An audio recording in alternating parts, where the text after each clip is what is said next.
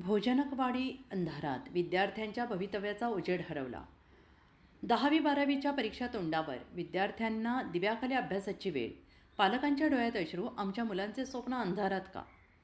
भोजनकवाडी तालुका परळी येथील गावात गेल्या महिनाभरापासून अंधाराचे सावट पसरले असून ग्रामस्थांचे जनजीवन विस्कळीत झाले आहे. गावातील जुना वीज डीपी निकामी झाल्यानंतरही वेळेत दुरुस्ती करण्यात आलेली नाही. 2 दिवसांपूर्वी नव्यानं बसवलेला डीपी अचानक जळून खाक झाल्याने ग्रामस्थांच्या आशा पुन्हा एकदा धुळीस मिळाल्या. सध्या 10वी आणि 12वीच्या परीक्षा तोंडावर आल्या आहेत. काही पेपर अवघ्या काही दिवसांवर आलेले असून विद्यार्थ्यांच्या अभ्यासाची धावपळ सुरू आहे. मात्र वीज नसल्यामुळे अनेक विद्यार्थ्यांना अक्षरशः रस्त्यावरील दिव्याखाली मेणबत्तीच्या मंद उजेडात किंवा मोबाईलच्या टॉर्चवर बसून अभ्यास करण्याची वेळ आली आहे. दिवसभर शाळा क्लासेस करून रात्री शांत वातावरणात अभ्यास करणे गरजेचे असताना अंधार हा त्यांच्या स्वप्नांसमोर उभा ठाकला आहे.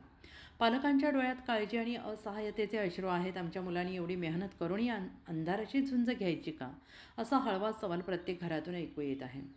सततच्या अंधारामुळे गावात भीतीचं वातावरण निर्माण झाले. महिला, वृद्ध आणि लहान मुले असुरक्षिततेच्या छायेत आहेत.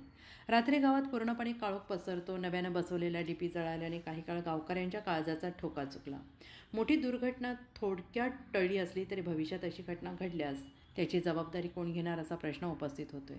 गेल्या महिनाभरापासून वारंवार तक्रारी करूनही ठोस उपाययोजना न झाल्याने ग्रामस्थांमध्ये संताप वाढतो आहे. त्यांची मागणी स्पष्ट आहे. तात्काळ सुरक्षित आणि दर्जेदार डीपी बसवून कायमस्वरूपी वीज पुरवठा सुरू करावा. विद्यार्थ्यांचे शैक्षणिक नुकसान टाळण्यासाठी प्रशासनाने तातडीनं पावलं उचलावीत, अशी मागणी जोर धरते आहे.